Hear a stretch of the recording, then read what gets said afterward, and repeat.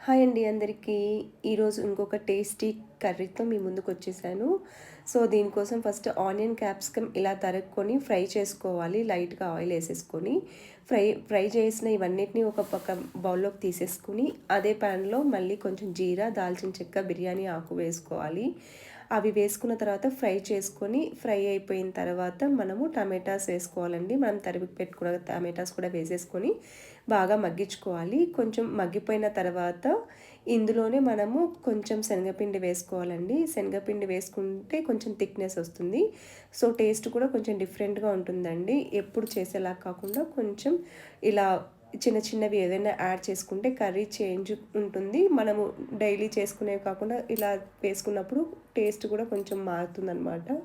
So, పిల్లలు కూడా మారం చేయకుండా తినేస్తారు. సో, అలా వేసుకొని బాగా కలుపుకొని మగ్గిపోయిన తర్వాత కొంచెం సాల్ట్, అలాగే కారం కూడా వేసుకొని కలుపుకోవాలండి.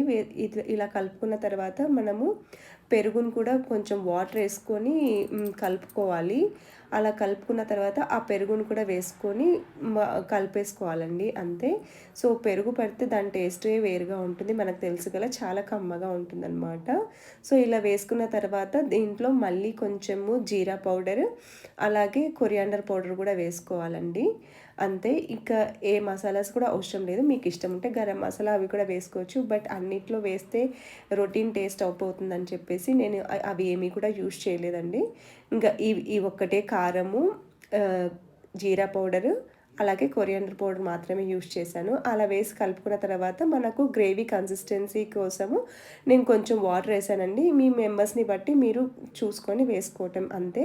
అలా వేసుకున్న తర్వాత మనం ఫ్రై చేసుకున్న ఆనియన్, క్యాప్సికమ్ కూడా వేసేసుకొని కొంతసేపు ఒక 5 మినిట్స్ వరకు మరిగించుకోవాలనమాట. కొంచెం ఆయిల్ తేలేంత వరకు ఉంటే సరిపోతుంది. సో, ఇలా బాగా బబుల్స్ వచ్చినాయి తేలినప్పుడు మనము కొరియాండర్ కూడా వేసేసుకుంటే సరిపోతుందనమాట. అంటే కొత్తిమీర వేసేసుకొని ఫైనల్‌లో ఒక 2 మినిట్స్ ఉంచి ఆఫ్ చేస్తే మన కర్రీ రెడీ అయిపోయినట్టే. చూస్తున్నారు కదా! లైట్‌గా ఆయిల్ తేలిపోతుంది. సో, ఇలాంటి స్టేజ్‌లో ఆఫ్ చేసేసి మనం కర్రీని ఎంజాయ్ చేయొచ్చనమాట. సో, ఈరోజు కర్రీ నేను చపాతీలోకే చేశానండి.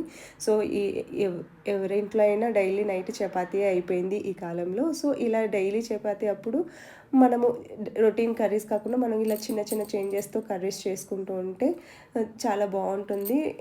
టేస్టీగా కూడా ఉంటుందనమాట. ఈరోజు కర్రీ మాత్రం అదర్స్ అండి. అమృతంలాగా అనిపించింది. అంత చాలా బాగా కుదిరిందనమాట. మీకు కూడా నచ్చిందని అనుకుంటున్నాను. Thank you so much for watching.